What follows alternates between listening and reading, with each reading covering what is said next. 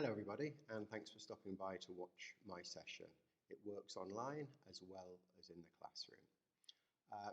Briefly, for those of you who don't know me, my name's Sam Stevenson, and I've been working in English language teaching for almost 20 years now, here in Romania, but also in the UK, in France, Poland, Vietnam, Bahrain, Qatar. I think that's all of them. I've been a teacher trainer, academic manager, and examiner. So I've had quite a wide range of experience in that time. First of all, I think I'd just like to say thanks to everyone at Fisher and the British Council, for me personally anyway, for bringing us all together in this way and giving us the chance to meet and learn from each other at the beginning of what is almost certainly going to be a very challenging academic year for us. And in common with probably all of us here, wherever we are, since March things have changed a lot, and there's been very, very little, if any, face-to-face teaching and a lot more remote or distance online teaching and learning. And a lot of what I've been doing since March has been online work. So today I thought I'd spend a little bit of time going through things that I found which work and things which perhaps don't work so well, and how you can make your online lessons as painless as possible, both for you and the participants. The majority of my teaching has been online since March, and for the most part I've been using Zoom with a Mac, an iPhone or an iPad, but I've also used Teams and Windows computer as well. So there's no reason why anything that I'm saying here won't or can't work on other systems. It's just sometimes I may not have the exact answers on how they work on all of the systems. I think there's going to be a little bit of time for questions and answers at the end, which is going to be live, I believe. So maybe I'll be able to help guide you with some things then, or maybe find out someone who can help you. I've called my session "It Works Online as Well as in the Classroom," and I've used both meanings of "as well" here. So saying that it works also in addition to the classroom, but also that it's as, hopefully, some of the things we'll be looking at are as successful online as they are in the classrooms. So there's two major parts to my session today. In the first part, we'll be looking at just a little bit of the basics in terms of hardware and setup that you might want to consider before having online lessons, and then we'll spend the second part of the presentation looking at different activities and materials that I found to be successful in class. Start by having a little think maybe about the actual technology and the setup. Okay, you need a computer, a laptop, a phone, something with a camera, something with a built-in microphone, of course. One thing you might want to do is think about where you position your camera.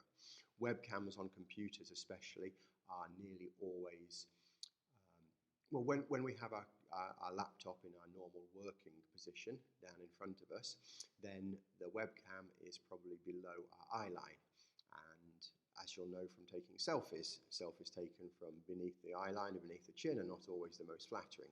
So you might want to consider raising the level of your screen up a little bit higher, or a separate webcam if you've got one. I'll just take a quick photo here, and you can see that my computer is there resting on top of the printer.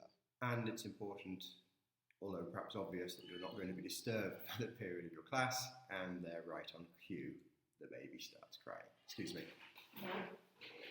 For live online classes, I prefer to have a plain background. I find it less distracting for all the students and other participants. If there's anything in your background that you wouldn't want other people to see, then they'll find a way of freezing the screen and zooming in on it. Of course, if you don't have the option of the plain background, then we can have a virtual background, but you see that can be a little bit unsettling sometimes. It doesn't always work perfectly, so we'll just turn that off and go back to the plain background. That's better. Okay, and something else to be wary of when you're screen sharing is that you don't have too many other windows open which aren't necessary. Otherwise, everyone will suddenly find out about your oopsie daisy, your love for My Little Pony, or they will see what grades you're about to give them this semester.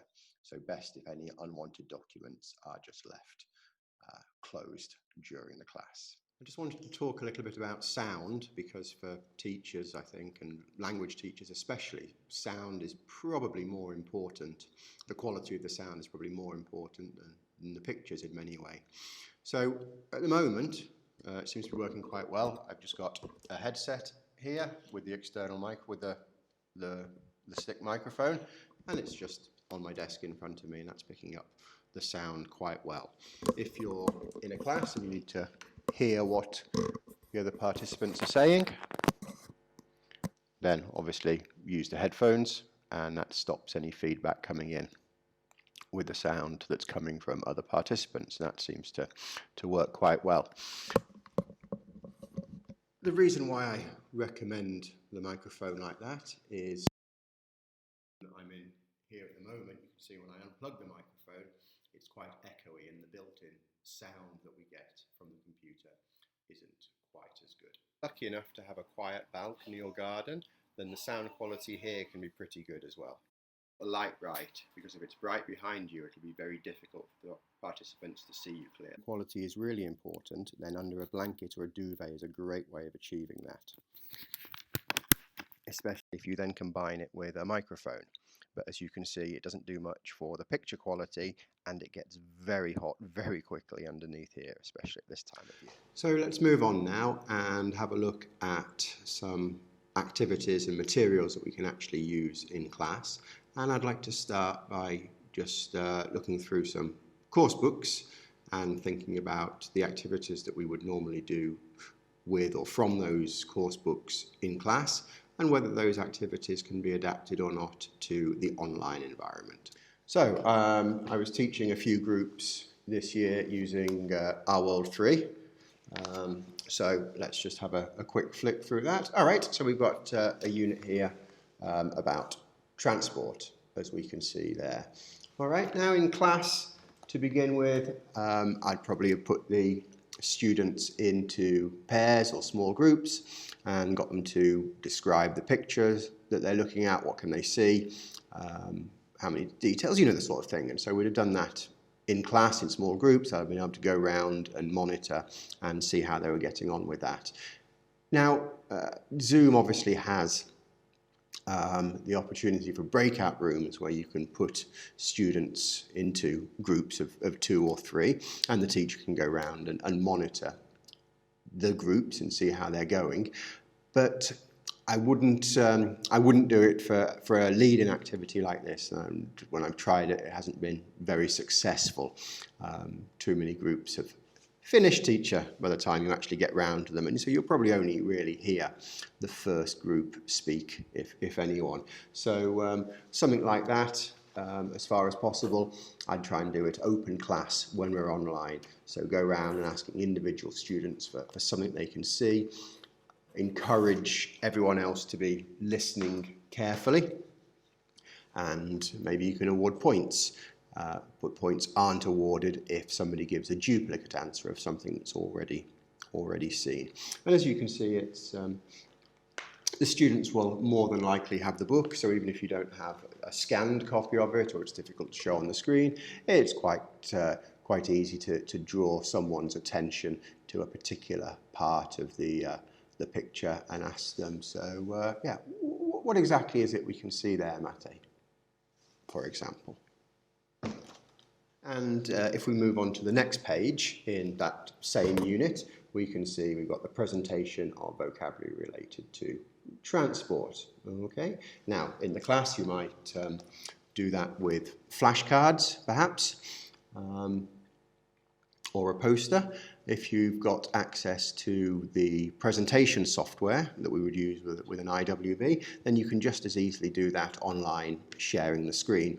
And what I found here that's particularly useful as well is that many of the games and activities that you find in the Our World series you can just let the students have control of your screen, and then they're able to play the games at home as they would have done with the interactive whiteboard. I think as you're probably all experiencing a little bit now, being as this is a recorded session, it seems quite passive and you're just sitting there and listening. And I think online classes have the danger of this happening with online classes as well, even when they're live, if the students are just sitting there. So it's not really TPR, total physical response, but it is still some movement for the students. Even if they're just clicking on a picture or matching some words together, they're doing more than just sitting there and absorbing. So it's important to try and break up the activities and their actions, their roles in the class whenever we can during the lesson. And so let's have a think about how we might approach a listening task as well. So I've got one from here, close up, C1, so sort of Cambridge Advanced preparation type thing. And let's see how well we can see that. For the listening, the students are asked at the beginning how well they know or what they know about any of those three artists. In case you couldn't see it, we've got Andy Warhol, Gustav Klimt and Pablo Picasso. Now, as it is in the book there, it's quite a dry question. What do you know about them? Many students, I'm sure, would nothing. Who? No idea. Okay, well, obviously in class we can make it, bring it more to life for the students by showing them some examples of the artwork that these painters, these artists have produced, get them to describe it, how it makes them feel. If they then recognise it, if they've seen it before. And of course, when we're online, this just becomes much easier because the pictures are easily searchable on the internet. We can find them and we can display them and share them very easily with our students. So the necessity of being online means that it's easier to bring things to life for the students. As for the actual listening task itself, there's two ways that you can go about actually dealing with the listening tasks. What you have, as I said, with Close Up and with other books, we've got the website there, the information on the inside front page, and you can simply direct the students to that web page, and then they can listen, download the audio track or stream the audio track and listen for themselves in their own time. That's perhaps fine for older students, and it does ensure the best quality of the listening experience. With younger students, perhaps, or especially when you want to keep the whole group together in lockstep to make sure everyone's working at the same time, then you can simply play the audio from your computer using share screen again on Zoom, for example.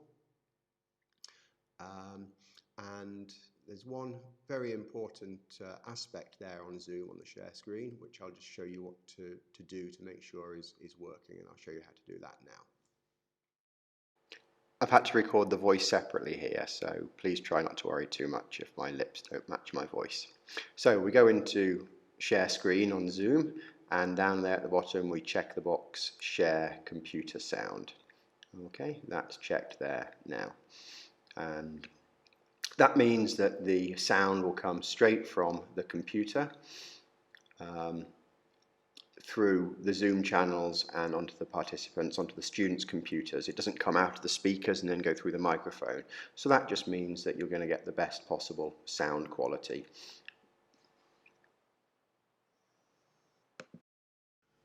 One other thing to say here, if you're playing audio live through your computer, is to make sure that you've muted all of the participants, all of the students, because When other people speak or interrupt sound which is coming through the computer audio, you can often be a break in the sound for the other students. So just by making sure that everyone's muted, that should minimize that problem in this case. Let's move on now and have a think about how we can look at doing some writing tasks in this online environment. First of all, I think I have to apologize to any of you who saw the presentation I gave at RATE in Yash 5-6 years ago, something like that, when the title of which was "I don't want you to complete this for homework." And unfortunately, in the online environment,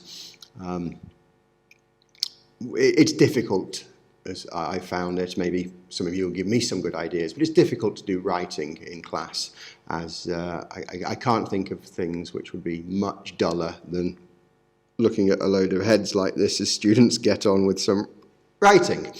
But what we can do is think of some ways in which we can help the students prepare for the writing tasks in class, so that they're better equipped to be able to do them on their own independently afterwards.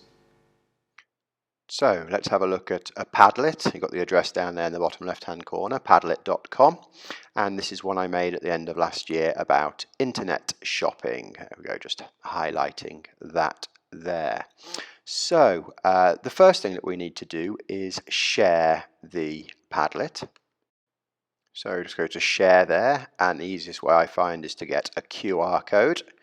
Okay, now if I'm just going to fiddle around a minute and download that, and there you go. If we've got all of that there, you should be able to use that QR code yourself. I'll leave that Padlet up there, and you can go in and have a look around and play with it yourself whenever you have the chance. Okay, let's just close all of that and back to the Padlet. So we can see I've created two boards there with advantages and disadvantages. When the students log in with the QR code, they can add comments anonymously, and then I can comment on them and put them back. So let's add another one there. So personal experience, that's now up on the board, and students can go to that and add any comments they want to there, and I can reply to them. Now let's go to another one I did. So we've got shopping malls here versus small shops, advantages and disadvantages of each of them again, so the students can work together to brainstorm their ideas, and I can comment either on the actual content which is there, or I can make corrections that will help them when they come to do the writing at a later stage. So working together on Padlet like this is a little bit of collaborative thinking or brainstorming in order to prepare for the writing task, which is coming, as I said, probably for homework. Let's move on now and have a think about some speaking type activities, so the fourth of the four skills that we've looked at. And a couple of things to say here. We've got Keynote Intermediate here, and there's a speaking activity about life experiences. Let's see if we can get that screen there. I'll take a photo and put that up. But look at a list of the life experiences, ask and answer questions, fairly standard fairly standard speaking activity there, which is fine if you have a very small group or maybe a private student, you're doing one-to-one, then this sort of activity will work just fine in the online environment. But if you've got any size of group at all, then you're going to, even with breakout rooms, you're going to find it very difficult to be able to listen to all of the students, all of the pairs speaking, because there is just that delay, that lag as you move from one room to another, and very quickly, second or third pair at best, you're going to find students who, I finished, and they're just sitting there in silence. So activities like that can be a little bit not as successful as they are in real life. But there is one type of speaking activity which I found is far more successful actually online than I've ever found them in class, and that's a type of speaking activity where there's an information gap. And so the first couple I want to have a look at are taken from this book, Discussions That Work by Penny Eyre. It's an old book, it's a classic, and there's still a lot of good stuff in there that we can still use today. So in an information gap activity, one student has half of the information and the other student has the other half of the information. So they're missing the complete information, but they can find out that information by speaking to each other. And you can see an example we've got here. There's a spot the difference, and this first one is in the park. And we go through and it gets progressively more difficult. We'll have one at a railway station and finish off with one in an office, which is really quite complicated, so it can be used for a variety of levels. And the reason why this seems to work so much better, I think, online than it does in class is that it's very, very difficult for them to cheat. They can speak to their partners face to face, they can see their partners, but even if they hold the pictures up to their computer screen, they're not going to be able to see them in enough detail to cheat too quickly. You've tried to do this in class, they've sat back to back, but they can't really hear each other. If they sit next to each other or in front of each other and you get them to put a book in front of it, they still cheat. But online, it seems to work really well. So they were some spot the difference type exercises, but any sort of information gap activity works really well in this case. So Headway is, they're very popular in Headway, where you've got two texts and you have to write and ask the questions in order to find the missing information. Identity parades work well. Guess Who type of game. So yeah, any sort of information gap activity works well in this case. Activity from here which works really well is an odd one out category. And instead of having the odd one out where it's fairly obvious, we can see here we've got horse, cat, mouse, camel, lion and cow. And you could reasonably argue that any of these could be the odd one out. The horse is the one which is most commonly used for sport. Camel's the only one which lives in a desert. Cow is the only one which occurs in large groups. Cat is the only adult which drinks milk, you could say. So it requires the students to be a little bit more creative in thinking about what exactly the odd one out may be. And I'll just quickly put up some slides of some other various odd one out sets that you could use. And you'll see for all of them that it requires a bit of lateral thinking in order to decide on what might be the odd one out and why. There's no correct answer. So this is a task which works really well in class, and it also works perfectly well online as well. And you can, depending on the size of your group, it doesn't have to be pairs, you can do it with larger groups, 4, 6, 8 people quite easily. Whole class if you've got small groups, and encourage them all to fit in, see if they can even get an example of, or a reason why every single item in the group is possibly the wrong one, possibly the odd one out. Unfortunately, there is one activity in the book which I really, really like to use in class, but I found it more problematic using it online, and that's the layout activity. And here's the one I often use with children or younger learners, perhaps at a slightly lower level, is the zoo activity, where we have to decide where the animals are going to be moved around from pen to pen. And the problem here is that you really need to be able to make notes and move things around as you're writing. So it's very difficult for students to be able to do this activity without a handout. So the previous two activities that we looked at, I think it was tried to show you that they can be done quite quickly with a minimum of materials that the students actually need to have. There doesn't need to be handouts, it's just what's on the screen. So if you are, any activities that you are considering, definitely think about how you'll get handouts to students. Can you get handouts to students? And if you probably can't, then what other activities could you do in their place?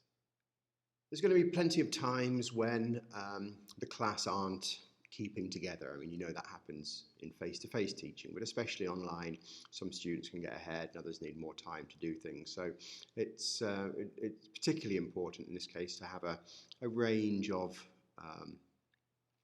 other fillers, if you like, and activities that fast finishers can be given to be getting on with. And yes, you might have time to prepare something and to get something ready that's specific to what you've been covering in class that day. But other times you just need something at the touch of your fingers. Sometimes I like to use riddles in class, and this is quite good because they can be done individually, or you can send students off into breakout rooms if 2 or 3 are finished quickly to start discussing them. And we'll put some up here for you to have a look at and see if we can. I'll give you a few minutes to read and have a look. Maybe you know some of them, maybe some of them are new to you and you might want to try and work them out. So the answers there in that first section, number 1 is human, 2 is a clock or a watch, number 3 it was a grandmother, a mother and the daughter, number 4 is a towel, and number 5 is your name or your telephone number. So we'll put them up there for a minute and I'll give you the answers. I'll give you the answers once you've had a chance to have a quick look at them.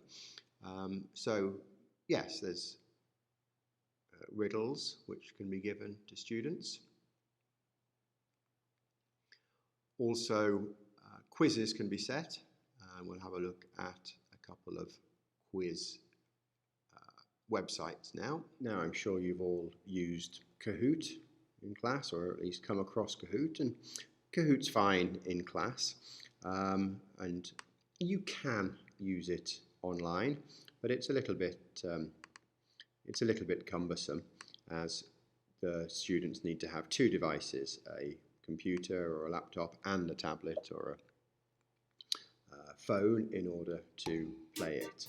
But the good thing about the Kahoots is that, let's just close that there, we can also set them as homework, if you like, and they can be done in their own time, so you can do some revision after class. So that's a really that works really well there, and they've got a few days in order to do it, and you get feedback. You find out which students are struggling with which questions are more difficult, and so you can look at what to do there. But another opportunity that you might want to, or another option that you might want to explore, is myquiz.org. Okay, hopefully you can see it there. Okay, and if I just log in there, happy to do that. You can't see my password, so should be no problem. And it comes up here. Now it does take a little bit of work in order to set up a quiz or an activity, but it then runs when you decide to start it. And you can schedule it or you can start it manually. It runs live, so everyone's answering at the same time, and the questions come up on one screen only. You can play on a computer, laptop, desktop, phone, tablet, but you only need one device because the questions and the answers are there on the screen in front of you. So this can be a good option if you want to continue to have a little bit of competitiveness in class.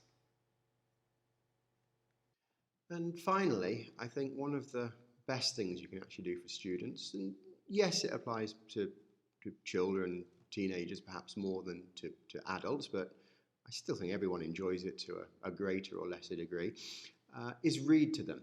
Now, when this happened, the whole situation changed in March. Lots of authors and publishers made it possible for us to read their books live to our students as though it was in class. Some even went as far as to allow us to record them, as long as we didn't put them onto YouTube or other public channels and just kept them on private channels for our students. So things might change as we go back to school now, but then if the situation changes, publishers might change their mind again.